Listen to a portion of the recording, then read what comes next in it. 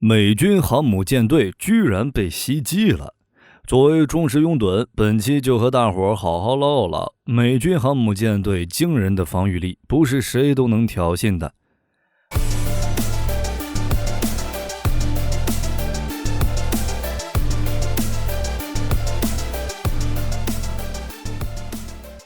我们先来看看老对手苏联对美军航母舰队防御能力的分析。首先，在核战中，苏联海军认为美军航母的生存机会几乎为零，庞大的航母只会成为火箭核武器的活靶子，这也是当初苏联海军没有一艘美国意义上航母的原因之一。其次，苏联海军认为航母虽然能让舰队有了一定的空中作战能力，但整支舰队的防空能力依旧不足，尤其是当戈尔什科夫提出饱和攻击理论后，向航母舰队防空主力的舰空导弹仅仅只是一种被动防御手段。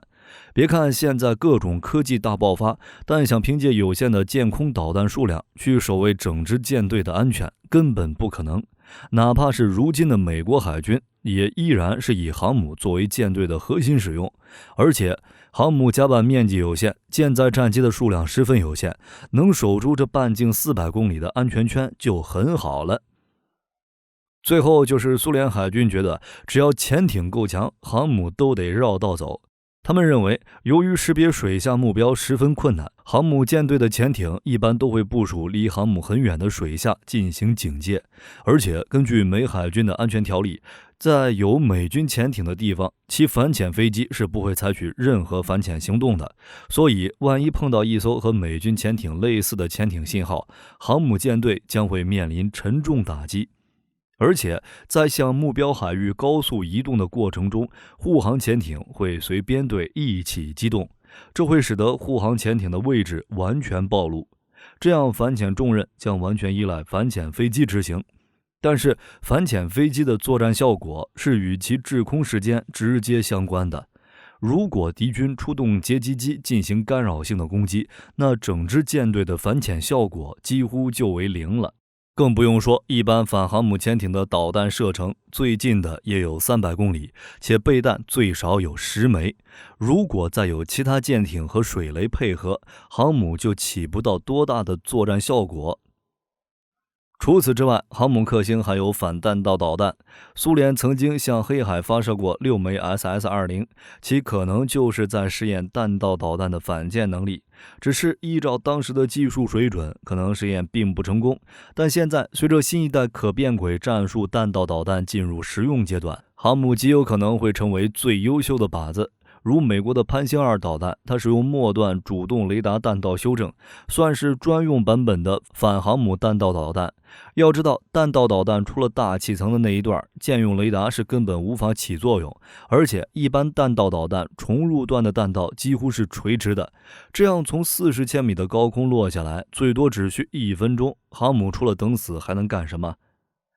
胡塞武装可能就是基于这套分析，觉得自己行了，才想着对美军航母舰队实施打击和警告。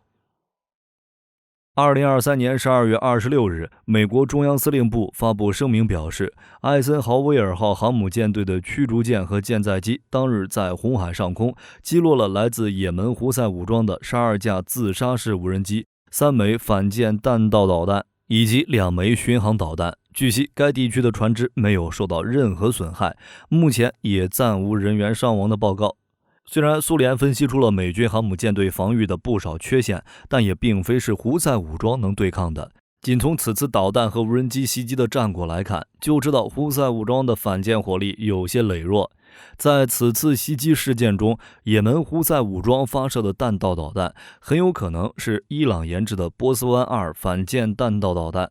该导弹由征服者110弹道导弹改进而来，是一种近程单级固体燃料弹道导弹，其性能相差不大，采用光电引导头。考虑到导弹的入射角，在使用激光照射时，估计需要用无人机在空中对目标实施照射，射程不会超过500公里。安装有一个500公斤的半穿甲战斗部。该导弹的载入速度不高，大概只有3到4马赫，和一些战术飞机携带的短程空射弹道导弹的速度相当，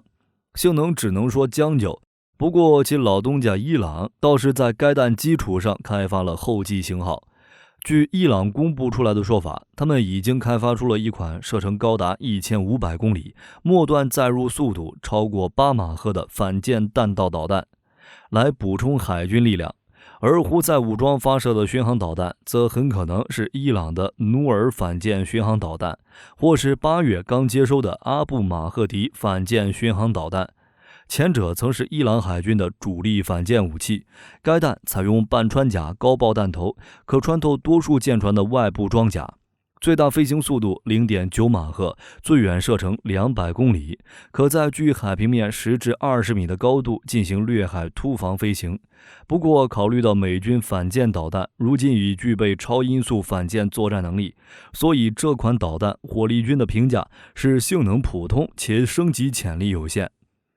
至于后者，据悉首批将交付伊朗军队600枚阿布马赫迪反舰巡航导弹，其性能按伊朗的说法，该导弹配备有涡轮喷气发动机和先进电子系统，可进行高速掠海飞行，能有效规避雷达探测，并突破敌方电子干扰区，对目标进行打击，有效射程超过1000公里。战斗部加注高爆炸药，杀伤力强，能够摧毁大型水面舰艇。而且该导弹还是伊朗设计的第一款在导弹飞行路径和指控系统中采用人工智能技术的巡航导弹。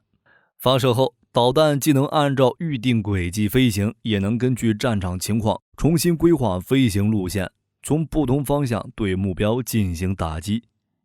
既然胡塞武装没有成功摧毁，那在常规状态下对美航母舰队实施饱和攻击，需多少导弹才能将其摧毁呢？美军航母舰队长期以来都是美国海军的核心作战力量。据统计，自20世纪70年代以来，美国在全球各地进行的军事动作多达200多次，其中2/3都与航母有关。他们对海上对抗能力的重视，使其建立起了一套先进的海上反导体系，通常包含1预警机预警，战斗机使用空导弹拦截；2中远程舰空导弹进行远程超视距拦截；3通过各种反导电子战装备，形成极其复杂的电磁信号环境，干扰来袭导弹的导引头；4使用近程舰空导弹和舰载火炮武器系统进行拦截。所以，想要对美军航母舰队实施致命打击，就要针对这些的拦截手段。其首先面对的就是航母上的舰载航空兵，他们让航母舰队拥有了半径数百公里的安全区，通常会在1-2预警机和 FA-18 超级大黄蜂战机的配合下执行反导拦截作战。如预警机的巡逻空域通常会部署在敌机来袭方向上，距航母300到400公里处，可提前发现掠海飞行反舰导弹。而在有威胁的海域航行时，美军航母甲板上部署的战斗机则会执行待命拦截任务。等起飞命令来临时，就会携带2枚格斗弹和2枚中距空导弹前往拦截空域执行拦截。而按照2010到2020年美核动力航母航空兵联队编成的4个 F-18EF 中队和1个 F-35中队计算，也就是说至少要100枚反舰导弹才能突破防御。更何况 F-18EF 战机通常会以速度 1.4 马赫执行拦截任务，此时的作战半径大约448公里，加上 AIM-120 主动空导弹的射程大约70到100公里，在 E-2C 预警机的指挥下， F-18EF 实际上能够拦截距离航母520到550公里外的目标。如此巨大的防卫半径，让绝大多数携带反舰导弹的轰炸机和攻击机都无法靠近美国航母，也无法达成反舰导弹的发射条件。当然，只依靠阿利伯克级导弹驱逐舰的防空火力也足以应对绝大多数导弹的袭击，毕竟是美军航母舰队的防空主力，具有多通道防空能力，一般会配备2到3艘不等。以下我们按照3艘计算，该级驱逐舰的防空导弹包括标准2 MR 和 ER 导弹，射程分别是120和150公里，速度为2.5马赫。这两种导弹一般储备有46枚，必要的时候可增加到60到90枚。装备的海麻雀导弹基本型的射程就有为19公里，先进型的射程为50公里，备弹量24枚。其对超声速导弹有12秒的拦截时间，最多可发射3到6枚导弹拦截。对亚声速反舰导弹有35秒拦截时间，可发射12枚导弹进行拦截。此外，还有密集阵近防系统，甚至如有必要，也可在前后各换装一套海拉姆舰空导弹系统。海拉姆舰空导弹由密集阵 Block 1B 多管近防炮改进而来，可以防卫最远为9公里、最近100米的近程空域，正常带弹22枚。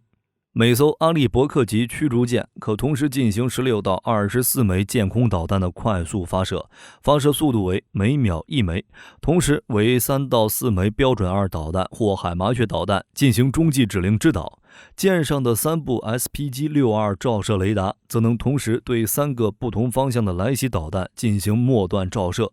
并满足9到12枚拦截导弹的末制导需要。如果反舰导弹从同一个方向来袭，若是在对付高超音速导弹时，阿利伯克可实施3次拦截，因此至少需要10枚反舰导弹。对付超低空掠海飞行的超音速或亚音速导弹时，可进行2次拦截，因此至少需要5到17枚反舰导弹。所以要打击整个航母舰队，则分别需要30枚、15枚和51枚。若导弹来袭方向大于5个时，用于饱和攻击的导弹数量则会大大减少。如今科技大爆发，阿利伯克拦截反舰导弹的能力差不多增加了3倍，目前已经可以同时拦截38个目标。而随着今后系统的进一步升级，该战舰将具备同时拦截96个反舰巡航导弹目标的能力。更重要的是，美国海军的舰空导弹也迎来了升级，如配备的标准6和先进海麻雀都已配备主动导引头，这也意味着它们不再受火力通道限制，就是价格贵了一点。目前，美国海军主要使用的标准2 Blocks 导弹单枚造价高达210万美元，而性能更强的标准6舰空导弹造价超过了410万美元一枚。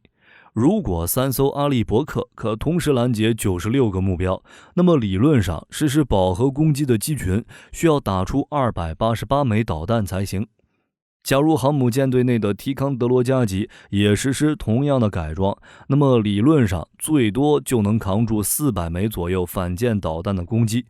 当然，在现实作战中这是不现实的，因为不可能每一枚防空导弹都能拦截住目标。美军航母舰队也不会实施静态防御等着挨打，肯定会主动出击前去打掉发射载具。所以排除精准度、实战、突防率、电站干扰等因素，且采用单一手段，单纯的一次性饱和攻击，一个静态防御的美国航母舰队保守估计得300枚左右反舰导弹才行。总的来说，实施攻击的矛在增强，但美国海军的盾同样在强化，想要突破是非常难的。好了，关于美军航母舰队的绝对防御，大家有什么补充的，欢迎在评论区留言。我是火力军，下期再见。